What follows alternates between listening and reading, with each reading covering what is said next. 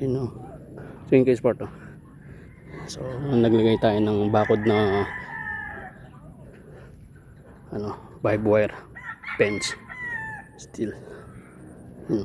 So, dito sa area na to 250 square meter. Yan. So ito yung mga nilagay natin, no? Poste.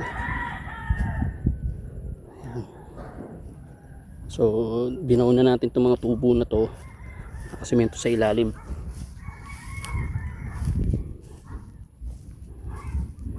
Ayan.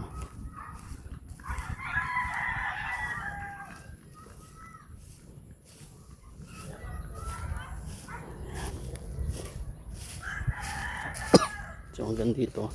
Ito sukat nito 10 by 25 square meter. Yan. So mula doon 10 yan. Tapos ang haba nito 25. So ito, kung nakita nyo ito, itindaanan natin na 3 meters. Yan. Dito up to dito. So yung kabila naman kung makita nyo, ayan, natin rin pinagawa natin to. Ayan, ito yung last year project natin. So ito naman 200 square meter. So grass cutter na rin natin to. So ito, kabila naman to.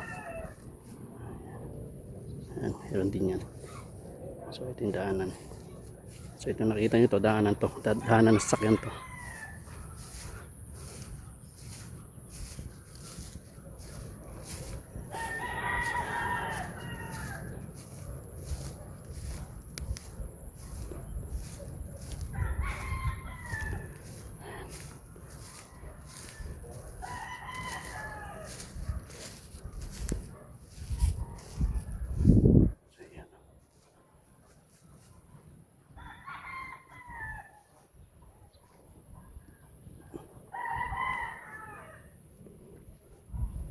So yan o.